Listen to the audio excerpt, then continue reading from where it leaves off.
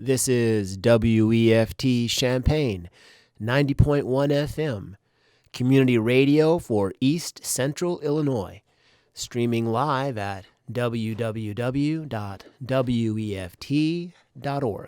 The views and opinions expressed here are those of the speakers and do not necessarily represent those of WFT, its board of directors, associates, its station manager, or Prairie Air Incorporated. The following program is pre-recorded and consists of two parts. The first part is a rebroadcast of a program first aired in 2011. The second part was recorded on February 7th, 2015.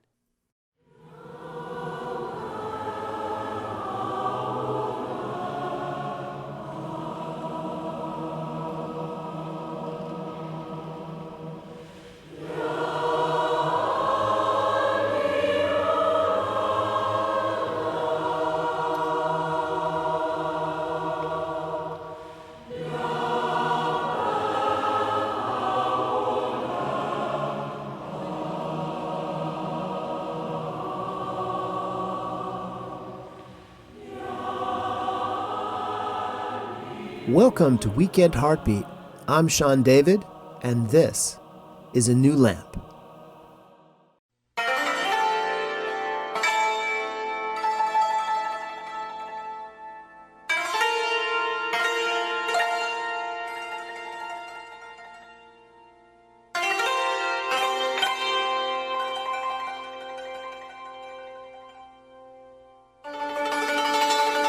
New lamp for old.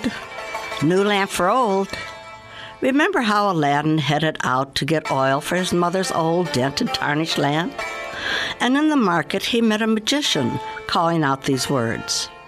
This strange man was offering to give him a brand new shiny lamp for his old one. That's what I want to offer you, if you'll have it. A new lamp of spiritual guidance. But maybe you already have such a lamp, which still burns brightly. Great. You are still welcome to join us simply to learn who we are. But maybe your lamp of divine guidance has gotten dented and tarnished like Aladdin's. Or perhaps you have no such lamp at all. To you, I offer a new lamp. Hi, my name is Marilyn. Welcome to A New Lamp, a program designed to make you acquainted with the Baha'i religious faith. I hope you will choose to spend the next few minutes with me. Thanks.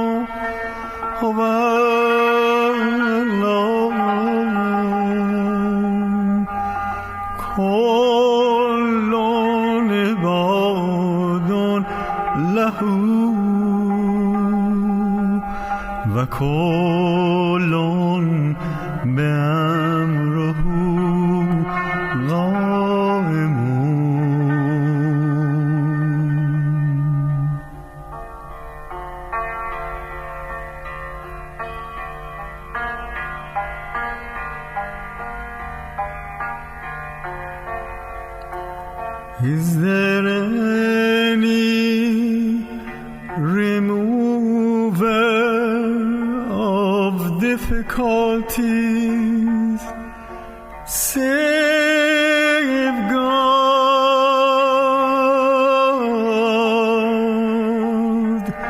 Say praised be God.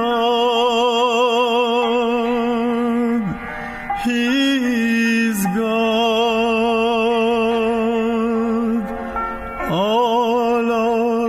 Servants and all abide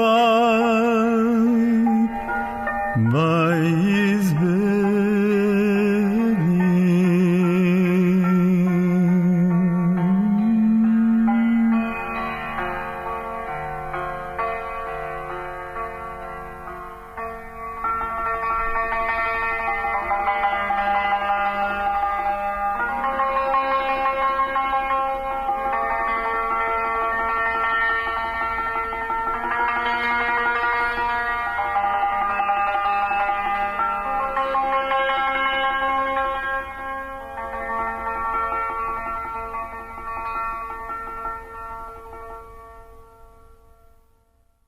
Today, we continue our story about the Bab, the forerunner of Baha'u'llah.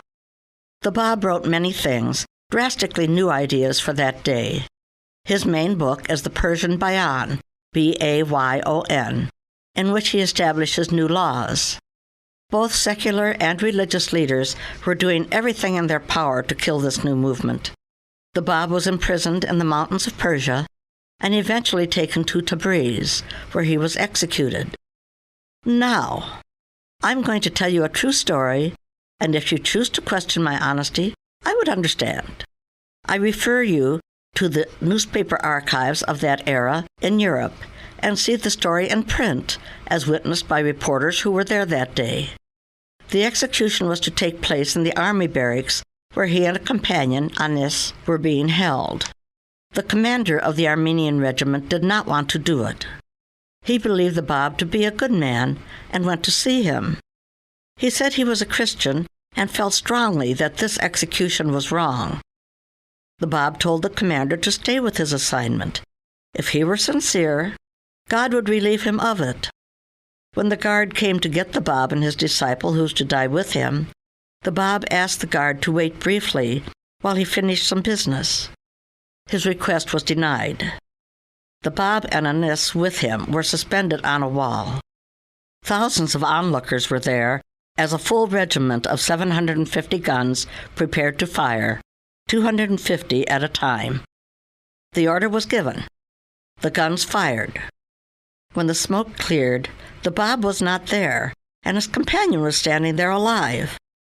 The ropes had been severed by the bullets. The Bab was found finishing up his business and then returned to once again face the firing squad.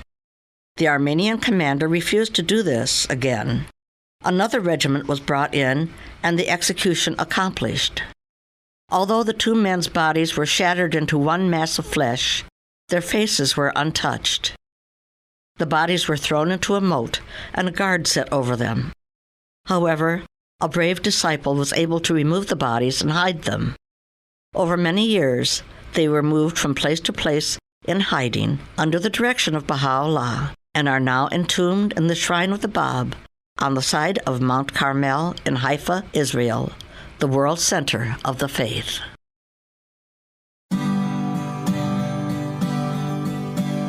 They pulled the bodies down from the post, laid them out on the stones, dragged their remains through crowded streets to dump at the edge of a moat.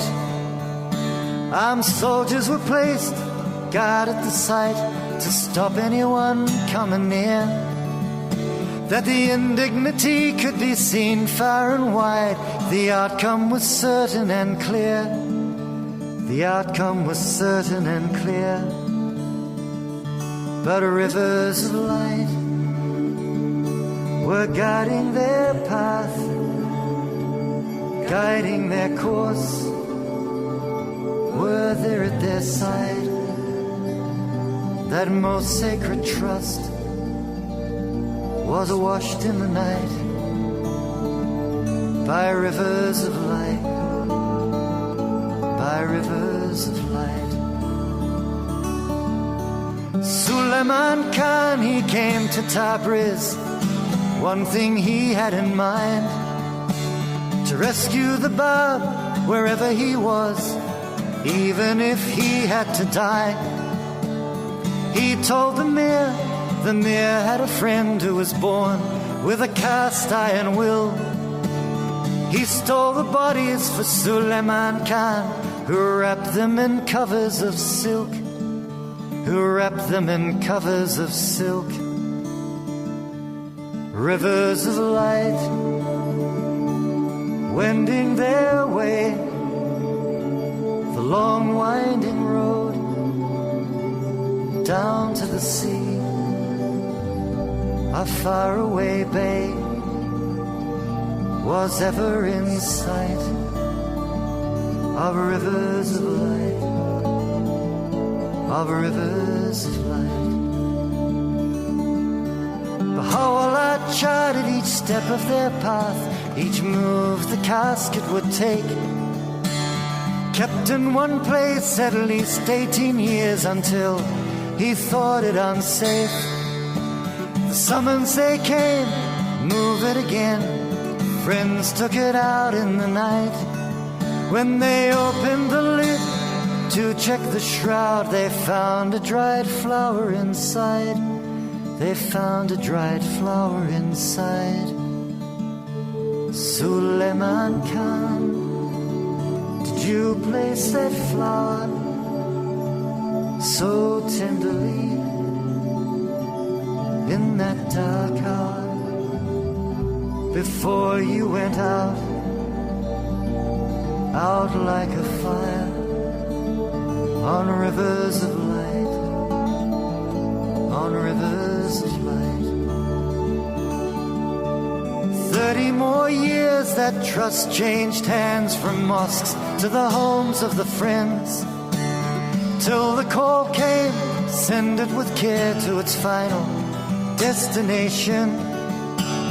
Via Baghdad, Damascus, Beirut, that precious trust traveled on, reaching Akkar on the 31st day of the year 1899, of the year 1899. Abdul Baha was the one who took charge, and after 10 years replaced the bow.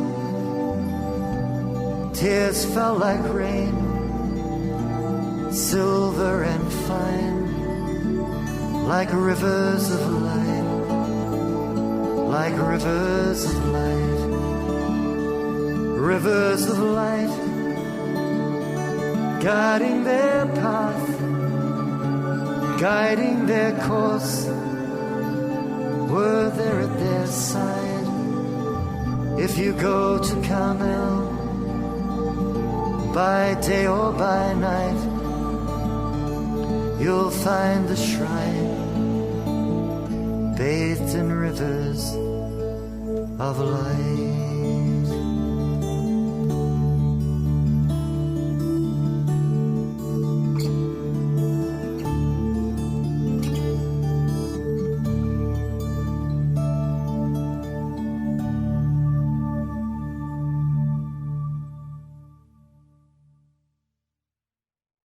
Had you believed in me, O wayward generation, every one of you would have followed the example of this youth, who stood in rank above most of you, and willingly would have sacrificed himself in my path. The day will come when you will have recognized me. That day I shall have ceased to be with you. The Bab.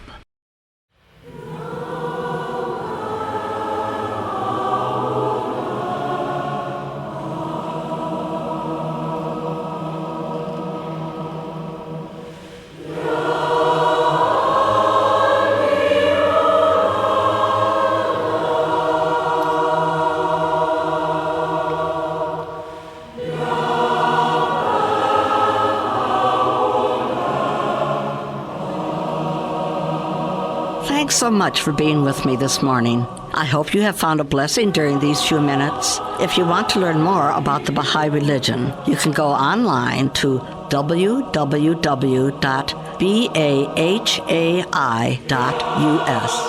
To contact me, my email address is anewlamp@yahoo.com.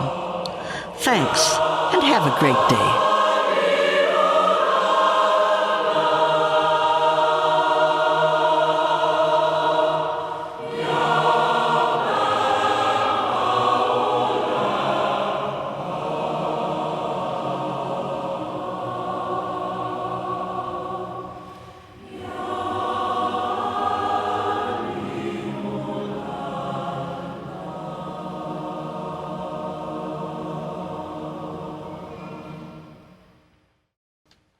Good afternoon, and welcome back to this portion of A New Lamp. Our guest today is Matt Gianni, who has recently moved into our area from Texas, and we are so glad to have him with us today. Thank you. Thanks for having me. Now, let's see. We'd like to find out a little bit about our guests before we go on to today's topic. Now, let's see. I see that you are a research assistant professor in the Department of Education Policy, Organization, and Leadership at the U of I. Correct. Yes. And so that's interesting. Can you tell us a little bit more about yourself? Sure. Yeah. So I'm actually a recent transplant to Illinois. So before we moved up in September, my wife and I were living in Texas, from Texas originally, and I was working on my PhD in education policy at the University of Texas at Austin, and just got this position, moved up, started in October, so been here for a few months. But yeah, I was very blessed to be raised in a Baha'i family. Both my father and mother became Baha'i when they were young. Neither of them was raised in the faith, but they both became Baha'is shortly before they got married. And then I was raised in the Baha'i faith as well. Oh, that's great. Yeah. Now, you have come to Champaign-Urbana, which is... It's not a dinky little town, but neither is it anywhere near as big as what you came from. That's true. And we have a small Baha'i community here, and I understand you folks were in a pretty large-sized Baha'i community. Yes. Basically all of the communities, most of the communities I've lived in have been pretty large. So I'm from Houston originally, and Houston has quite a large Baha'i community. And my wife is from Dallas, which also has a very large community. And for some reason, many Iranians, I'm sure we'll talk about this as we get into the program, but many Iranians, given the persecution in the persecution of the Baha'is in Iran, fled from Iran and came to different places in the United States. And both of those communities had very large populations of people that had fled the persecution and settled in the United States. So both of those communities were very large. Austin was also a very large community. So it's been somewhat of a transition, but everyone's been so nice. We've got that Midwestern hospitality so far. And, it's just been a great transition. So no complaints. That's great. Yeah. Well, I tell you, we're really glad to have you folks have joined us here. Yeah, thank you. So we want to think about the situation on education of the Baha'i youth in Iran. A few years ago, I actually had a newspaper item in the News Gazette about the situation when we were asked to kind of let it be known to our local communities what's going on. And since that time, it's still a problem, isn't it? Yeah, absolutely. And, I was really happy that the devotional program that preceded this interview was, talking about the Bab, who was the forerunner of Baha'u'llah. And the Bab really epitomizes a lot of the persecution that the early Baha'is have faced, really since the founding of the Baha'i faith, And some estimates are that about approximately 20,000 people, 20,000 Baha'is have been executed from the time the Baha'i faith was founded in Iran alone by the Iranian government. Right. And Baha'u'llah really talks about that this is a central theme of every faith. Every time a new messenger of God comes and has a new message, that message often challenges the orthodoxy, right? It challenges the prevailing norms, it challenges the power structure, and that often leads in a lot of pushback, a lot of persecution, a lot of harassment, and other things. And that's definitely been the case with the Baha'i faith as well. Very serious persecution and executions and things for the entire history of the faith in Iran. And then that changed a little bit before the Iranian Revolution. There was a time when the Baha'i community started getting recognized more for its efforts for promoting peace, for promoting education, promoting unity. And there was it wasn't a perfectly easy relationship between the government and the Baha'is, but there at least wasn't as much outright persecution. Right. And then, of course, the revolution happened in 1979, and since that time, things have gotten far worse for the Baha'is. And one of the facets of that discrimination has been the denial of Baha'is to access to higher education. So that's part of what the campaign is currently focusing on. The Education is Not a Crime campaign, that education has been considered a crime for Baha'is in Iran. And that seems very ironic because, generally people pursuing education, developing their skills, developing their knowledge, developing their talents and finding ways to contribute to their society is something that's so valued in almost every civilization on the planet. Right. But yet, for the Baha'is in Iran, that's a crime, that you are literally persecuted, thrown in jail simply for trying to pursue higher education. So there was a film by a documentary filmmaker named Maziar Bahari. Right. The film is called To Light a Candle, and Bahari's very well-respected, well-known journalist, filmmaker, human rights activist. And Daily Show guest. Daily Show guest, absolutely. Yeah, he's probably most well known for a book called And Then They Came for Me, I believe is the name of the memoir. Mm-hmm. So he was educated in Canada, where he went to school to be a filmmaker and journalist. And then after that, he worked for Newsweek and BBC and many other organizations. So in 2009, around the time of the Iranian election, he traveled to Iran to just interview people, do his film work, documentary work at that time. And he got captured by the Iranian government for being a dissident, a revolutionary, for various reasons. And he ends up getting thrown in jail. He's in jail for 4 months. He's tortured. He's beaten. He loses 25 pounds during the time just because they were, denying him food. And it just sounded like a really awful endeavor. And every day, he said his guard would come to him and say, everyone's forgotten you, right? Your execution's tomorrow. Did you know that? We forgot to tell you that it's tomorrow, right? So tonight's your last night. So just make peace with yourself. Right. And, now, this man is not a Baha'i. Is that no, true? And he's not a Baha'i, but he, from his experience, just firsthand of the Iranian government's persecution of people that challenge the power structure there, he became familiar with the Baha'is, because the Baha'is have a very similar story. They're trying to promote positive ideals, unity, all these things, but they've been met with so much persecution from the government.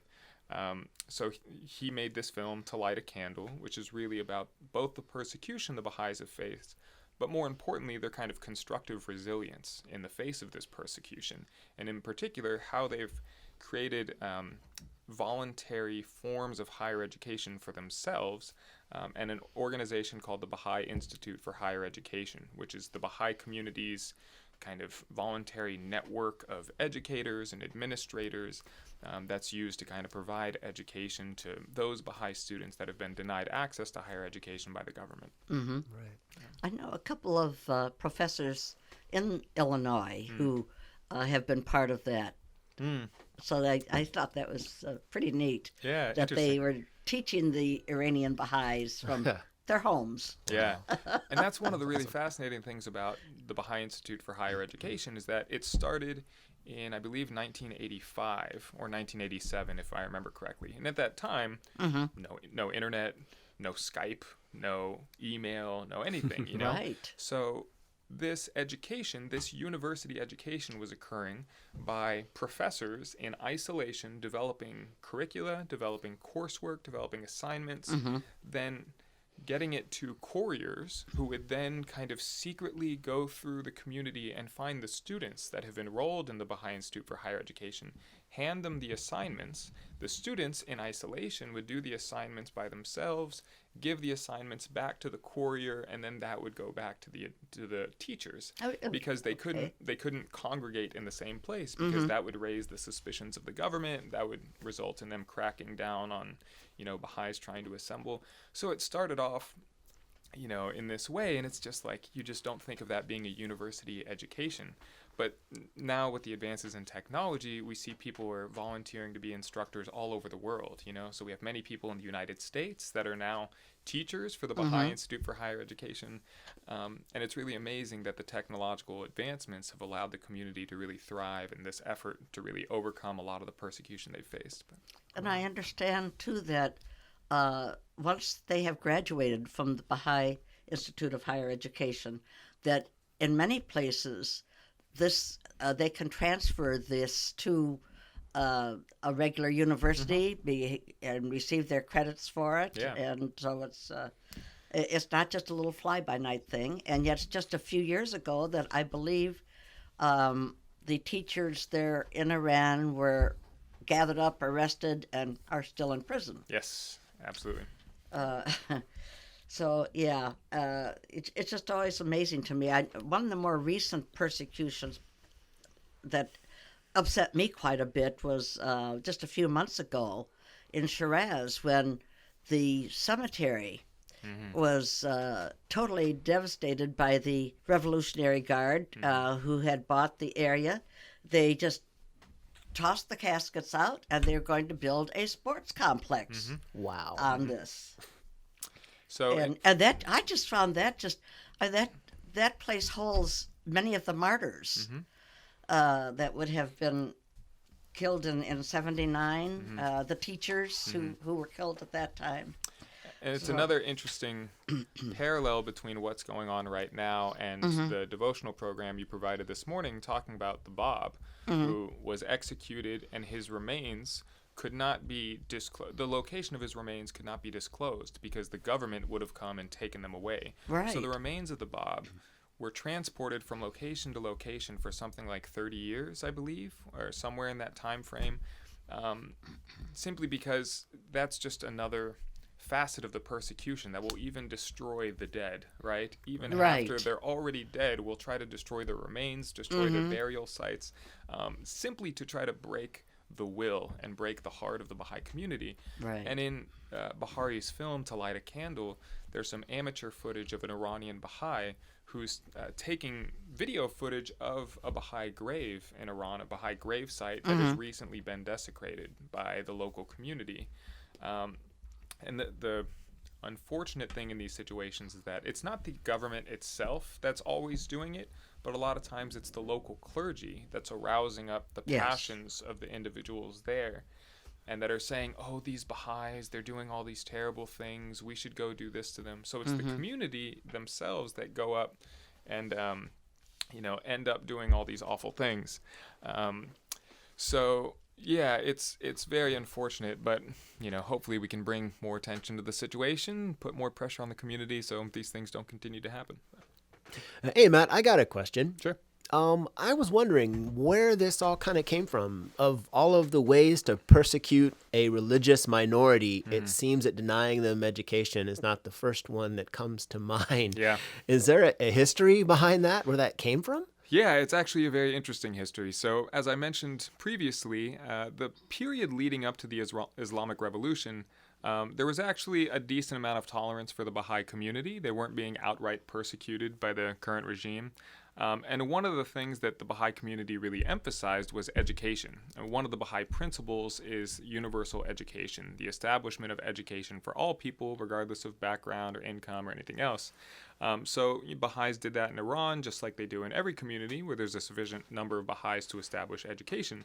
So the Baha'i schools were extremely popular in Iran in the 40s, 50s, 60s, leading up to the revolution. And not just by Baha'is, but by all folks. All people in Iran would really flock to these schools, largely because we had a lot of progressive principles that were really infused into the curriculum. So emphasizing the oneness of humanity, the equality of men and women, all of these ideals that were very progressive. So although the schools were very popular, as we got leading up to the kind of regime change, there was increasing skepticism about this form of Baha'i education, because these ideals weren't just viewed as progressive, they were viewed as Western, right? So a focus on material development and developing your skills in order to kind of promote material development, that seemed very Western. The equality of men and women, that was a very Western ideal. Oneness of humanity, that was very Western. Oneness of religion. So all of these principles that were central to the faith came to be associated by the Iranian government with Westernism. So when the Iranian Revolution happened, there was a big condemnation and criticism of all things Western, and the Baha'is were kind of swept up in that. So, as I also mentioned, the initial phase of the Iranian regime's persecution of the Baha'is was imprisonment, execution, capturing, all these types of things. Right. But one of the themes of the Baha'i faith that Shoghi Effendi, the Guardian, talks about is this dynamism of crisis and victory, right? That there's all these crises that occur in the faith, but they're often followed by victories. Yes. So, there was all of this outright persecution, these killings, these imprisonments. But one of the things that started happening is that it made more people hear about the faith and more people come in contact with it. And often it increased the popularity of the faith. So eventually, because of that kind of reaction, as well as some international pressure against the Iranian regime, they moved away from this outright persecution and execution and things like that. But at the same time, they thought to themselves, well, how do we keep down a people? How do we suppress their progress if we can't just murder them all, essentially? Right. Well, one of the ways to do that is to deny them access to education, to prevent them from developing their skills, to prevent them from getting into these positions of power, whether it's owning businesses or being lawyers or working in the government, all of which are illegal to Baha'is now. So not only are they denied access to higher education, but they can't work for the government. A lot of times if they own a business, their business will be seized by the local government and it is no longer theirs. So there's all of these forms of kind of suppression of their progress. And there was actually this very haunting memo that was written by the Iranian government, by one agency of the Iranian government, that talks about the way that the government needs to go about persecuting the Baha'is and specifically blocking their cultural progress and prosperity. And this is one of the letters that's highlighted in To Light a Candle in Bahari's documentary. I hadn't heard of that. Yeah, neither did I. it's so basically this memo is written by this group responsible for the kind of cultural integrity of the Iranian community. And they basically say, we can't keep killing them. We can't keep just outright executing them. It's not working, but we have to deny their progress and prosperity somehow. So let's do that by denying them access to higher education. So this is an official memo from the Iranian government, and this was communicated to all deans and presidents of the universities throughout the country. So now if a Baha'i applies to the University of Tehran or any other university, as soon as it's discovered that they're Baha'i, they're immediately kicked out. Wow. So that's kind of the history of why denying higher education in particular has become kind of the staple of the suppression of the Iranian regime against the Baha'i community. Now, they do get elementary education, is that right? They do, and I'm not an expert on that necessarily, but so I should say one facet of this persecution is the denial of education. The other facet is the promotion of miseducation about the Baha'is. So there's a whole lot of propaganda against the Baha'is that's propagated, by the Iranian government, particularly through the education system. So a lot of Iranian non-Baha'is would say, oh, I learned about the Baha'i faith when I was growing up, but I hear they're all heretics. They promote prostitution and, deception and lying and all these terrible things, because that's the kind of official understanding, if you will, of the Baha'i community that's kind of promoted through education. So you have that going on. Baha'is are still allowed to go through kind of elementary education and up to a certain point, but once they get to higher education, they're denied access. One of the interesting stories that's highlighted in this documentary is this young Baha'i who was, raised in Iran, applied to university, got accepted, and it eventually became known that she was Baha'i and she was kicked out of the university. And she heard about the Baha'i Institute for Higher Education, and she eventually became a BIHE student. And, she talked about how difficult studying at BIHE was because of all this correspondence going back and forth with the professor, and you don't have classrooms and da-da-da. She said one of the difficulties is that she didn't have access to books and curriculum. She just couldn't find them. And once again, this isn't Baha'i material. This isn't our holy scriptures. This is a chemistry book. This is a physics textbook. So what she would do is she would get the identification cards of her friends who were enrolled in the university in order to get access to the library. So she would fake her identification using her friend's ID in order to get access to the library. And I'm like, if that's not the most noble use of a fake ID I've ever heard, I mean, if that's what everyone used fake IDs for, to get access to a library that they were denied access to, we would be living in an amazing society, That's usually not how people use fake IDs. But I remember hearing that story, and that just shows the dedication and the thirst of the Baha'i community for education there, that they're willing to go to such lengths. to do something that we all just take advantage of. We all in Urbana-Champaign have public libraries that we can just go into, and we have all the books we want. Right, it's taken for granted. Taken for granted, you know. Yeah. But that was one of the stories from the documentary that really stuck with me, is using a fake ID to go to the library, you know. And we're very fortunate, you know, very fortunate. Well, it's my understanding, if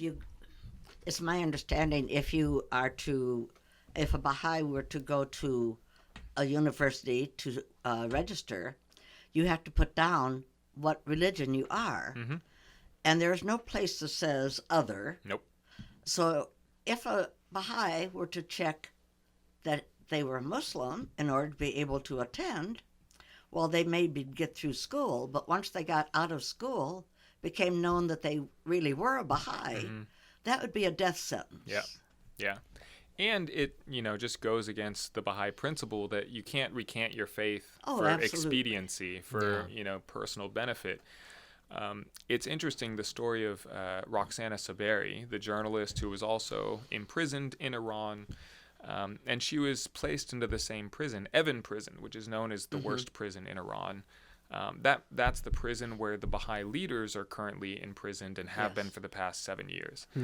So generally when journalists or dissidents or Baha'is or anyone else is imprisoned by the Iranian government, normally they want a confession and they want them to recant whatever they've done, you know. And for Baha'is, that's recanting your faith. So as long as you recant your faith and say, I accept Muhammad, I am Muslim, they let you go scot-free. But, you know, no Baha'is do that. They say, I'm Baha'i, I'm not willing to say I'm anything else, I'm sorry, you know. So when Roxana Saberi was captured and imprisoned, they asked her to say that she was, they asked her to confess certain things, that she was working for the Western media and she was working as a spy or whatever, all these crazy charges that they placed against her. And she wanted to get out of jail. So she said, okay, fine, I'll say whatever you want me to say, you know. So she does that, she gives her confession. They say, okay, we'll let you out tomorrow. She goes back to her jail. And she meets one of the Baha'is, one of the Baha'i leaders who's imprisoned. And she starts talking to her, and she's like, oh, yeah, I just had to confess these things, and they're letting me go. Why haven't you confessed, or why haven't you recanted your faith? You'd get out. And I think it was Mahfash Sabet, who's one of the Yaran, one of the leaders of the Baha'is, who said, I can't do that. How could I say I'm not a Baha'i when I'm a Baha'i? I mean, I know I've been in prison for 5 years, but I can't just say I'm not a Baha'i, you know? And it was that triggered in Roxana Saberi's heart, I've made a mistake. I can't go against my principles just for my personal benefit. I can't do these things and make this false confession and basically lie just to get out of jail because that's, you know, what I want. So anyway, yeah, that was an interesting story. Yeah. That is wonderful. So if people want to join in this endeavor, what could they do? Well, I'm glad you asked, Marilyn. There's many things that they can do. So the first thing is that there's a lot more information to learn. Of course, we're going to watch this documentary, which kind of details, you know, the issues that the Baha'is are facing. But there's a lot more information to go out there and learn about. So there's a couple of resources for that. So one, this specific campaign has its own website, which is educationisnotacrime.me. That's .me at the end. So that talks not only about the purpose of the current campaign, but also all the different people that have come out and support it and have mentioned their support for it. Right. So, for example, there's statements by Archbishop Desmond Tutu, who recently came out and was supporting this, and Rainn Wilson lent his support, and many other, you know, people that are, you know, catching wind of this are really getting behind it, which is great. There's also a Facebook page. Just if you search "Education is not a crime," you'll get to the Facebook page. Right. As I mentioned before, we're going to have this Twitter hashtag "Education is not a crime." If you have a Twitter handle, you want to get on Twitter, join the conversation. You know, and I really want to stress that because one of the things that we've seen in regards to the history of the Baha'is in Iran is that although there's a lot of persecution still being faced by that community, it has gotten a little bit better, right? So people were being outright executed day in, day out for quite a period of time, particularly after the Iranian Revolution. there were a lot of very high-ranking Baha'is killed very quickly. In fact, the Baha'i community is democratically governed. We don't have any clergies or individuals who, have the authority to interpret the word of God for anyone else. But we do have elected bodies. So in every community where there's at least 9 Baha'is, we have a locally elected body. For every country, we have a nationally elected body, and then we also have an international body that kind of governs the affairs of the international community. So after the Iranian Revolution in 1979, the National Assembly in Iran was captured and never heard from again, right? And it's almost the equivalent of, in a political sense, like something like the Supreme Court. Those are the people that they're the, I don't want to say highest ranking, but some of the most well-respected, knowledgeable people in the Baha'i community in Iran. Yes. All of them were captured and just executed overnight, And that actually happened a second time. So another assembly was elected shortly thereafter. All of them were captured, just executed, Right. And this has happened a couple times.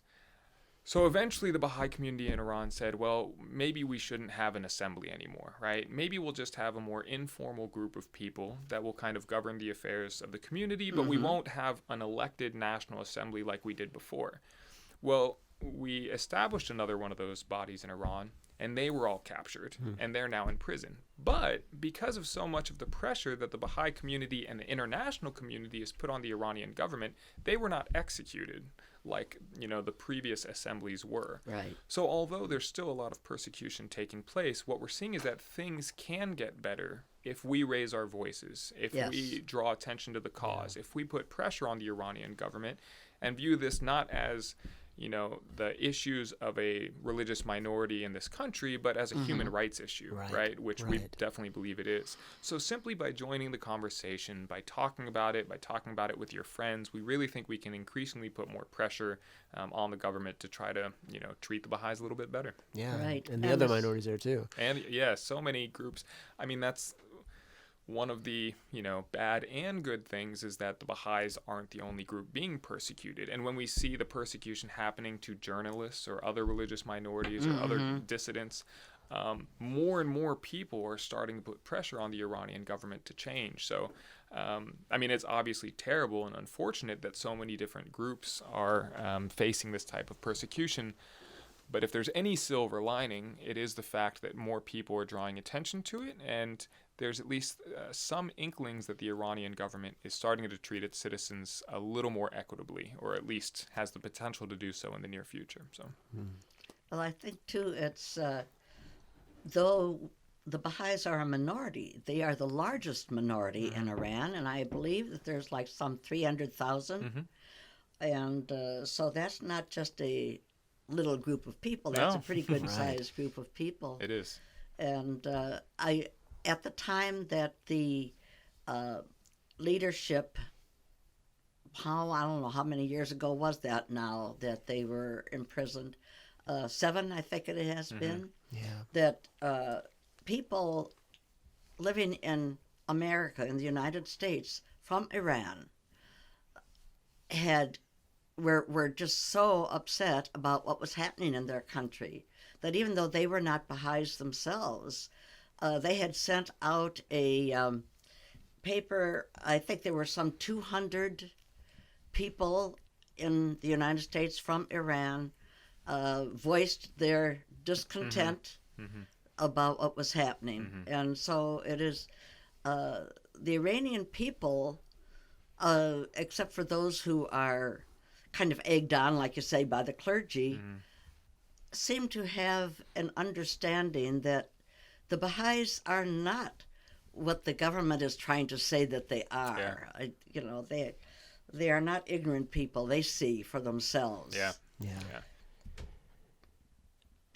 So, Matt, we want to thank you so much for coming today and tell us about what's been going on with the Baha'i faith in Iran. That's been very good to hear you talk about it. Other events that will be going on at the Baha'i Center in Urbana over these next few weeks are... Every Tuesday at 7 p.m., there is a weekly prayer meeting led by Joan Mills. Each Sunday morning at 10:30, there's a regular devotional program that includes Baha'i and other religious scriptural prayers and readings, and oftentimes music. On the fourth Sunday of each month, the devotional program will be followed by a potluck lunch at noon and game day, an afternoon of family-friendly fun and games for all ages. In addition, at 7 p.m. on the first Friday of each month, there is an event called the First Friday Fireside. The local Baha'i community invites all who are interested to attend these informal monthly talks, which will cover various aspects of the Baha'i faith, followed by a Q&A session. Additional information about Baha'i activities in the Champaign and Urbana area can be found on the local Baha'i website, cu-bahai.org. Click Goings On to see the local calendar. The Baha'i Center is located at 807 East Green Street, a few blocks to the east of Lincoln Square in Urbana. It is located on the Red Bus line, and it is wheelchair accessible. So, let's see here. When we will be going on to devotional readings in a few minutes, and Matt, I hope you will join us in that. Absolutely.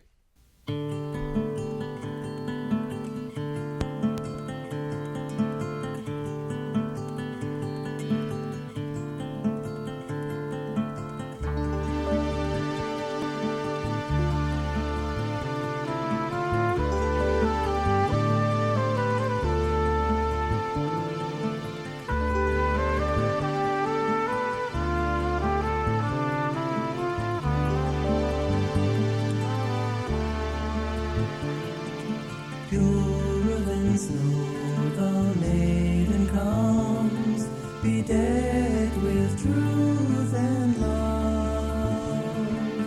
Calling her lovers, she offers them flowers, awash with the fragrance of love. Sweeter than life, her perfume draws every suitor who for a small measure of the boundless pleasure they find in her marvelous songs. She bids us enter her palace bright to find their rapture and ease. Once you've partaken of her light, you'll dwell in her abode of peace. And when you've tasted of her wine, you'll never thirst for more.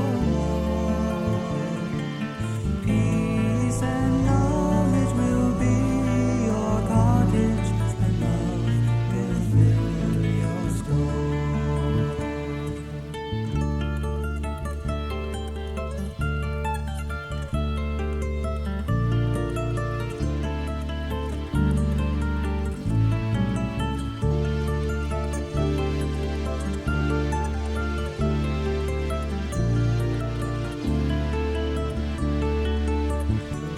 She bids us enter her palace bright to find their rapture and ease. Once you've partaken of her light, you'll dwell in her abode of peace. And when you've tasted of her wine, you'll never thirst for more. Peace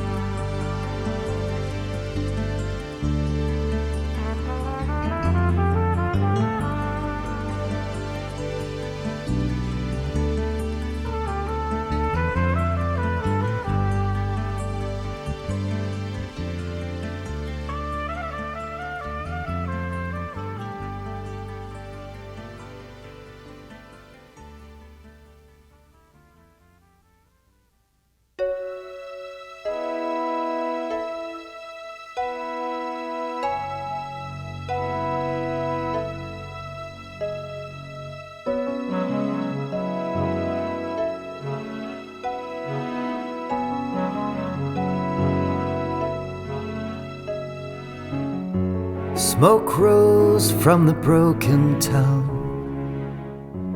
fire red in the dark. She sang her sweetest song. Nobody heard but a child. Nobody heard but a child.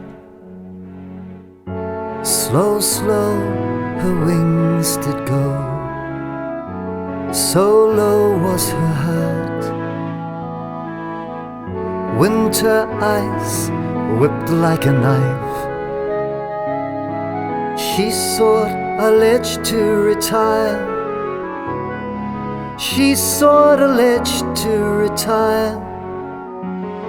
And over the rivers, over the towns, over the cities and on every road, she sang of peace to high and low.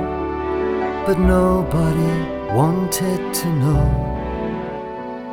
Nobody wanted to know.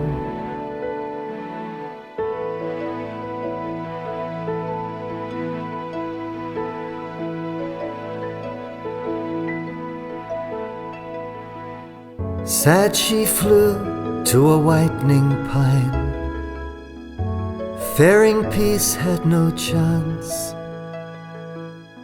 Trying to sleep, she counted snowflakes that fell on a neighboring branch. That fell on a neighboring branch. 1, 2, 3, 4 and 5, 6, 7 and 8. By 500, her eyes hadn't closed. Snow piled up on the bark. Snow piled up on the bark. When she had reached 3009, the branch suddenly cracked like a fire, woke her up with a violent start as the timber crashed in the night. As the timber crashed in the night.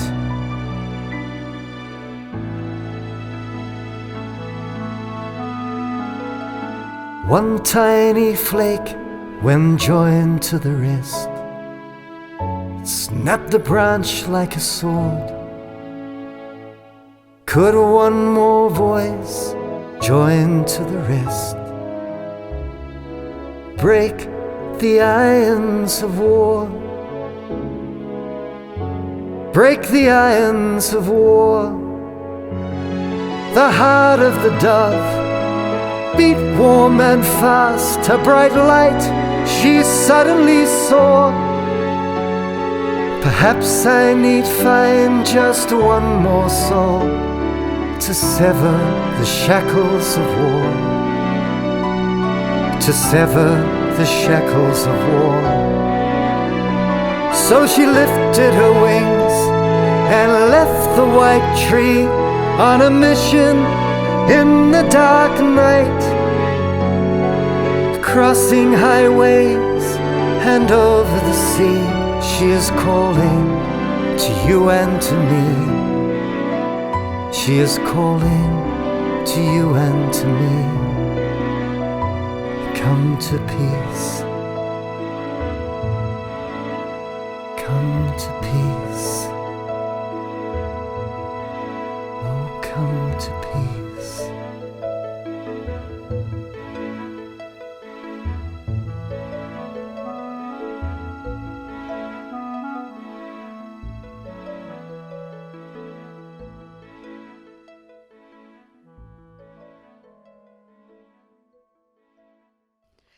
It is for the will, and through the manifestation of his own self, that God hath fashioned, out of his own self, 18 souls, ere the creation of all things, and he hath enshrined the sign of their recognition in the inmost reality of all things, that all, from the depths of their essence, may bear witness that he is the primal unity and the eternal, and the ever-abiding.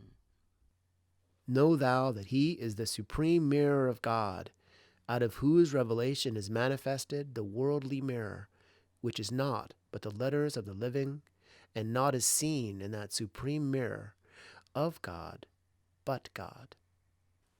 He is the first, yet not defined as such. And he is the last, but not described as such. He is the seen and not praised as such, and he is hidden and not recognized as such. Just as the root principles of religion and its faith people have progressed beyond the physical realm, the divine signs have also infinitely advanced beyond the limited physical realm. Thus, it is supremely necessary that the testimony of that servant should belong to the realm that surpasseth the world of intellect, which is naught but the stations of true recognition and transcendent unity. From all eternity, I have indeed recognized thee, and unto all eternity will ever do so through thine own self, and not through anyone else besides thee. Verily thou art the source of all knowledge, the omniscient. From everlasting I have besought, unto everlasting I will beseech forgiveness for my limited understanding of thee, aware as I am that there is no God but thee, the all-glorious, the Almighty. Glorified is he besides whom there is none other God. In his grasp he holdeth the source of authority, and verily God is powerful over all things. We have decreed that every long life shall in truth suffer decline, and that every hardship shall be followed by ease, that perchance men may recognize the gate of God as he who is the eternal truth. And verily God shall stand as witness unto those that have believed. Know thou that the essence of religion is the knowledge of God. The perfection of this knowledge is belief in his unity. The perfection of this belief is the negation of all names and attributes before his sanctified essence. And the perfection of this negation is to immerse oneself with certain knowledge in the ocean of oneness, and to witness one's attainment to its bounty.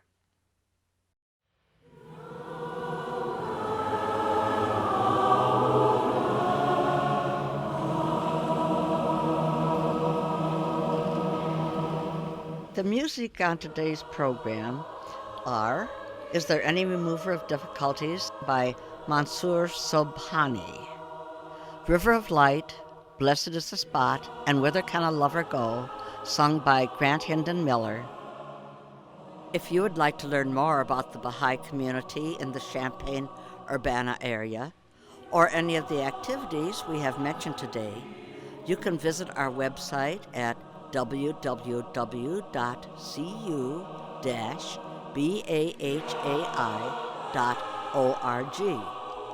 If you would like to learn more about the Baha'i Faith, you may go to www.bahai.us.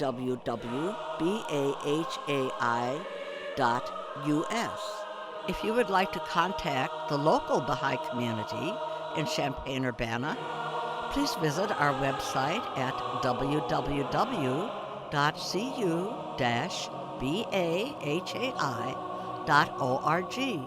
and click Contact. Thank you again for joining us today. I hope you'll join us again next month. Goodbye.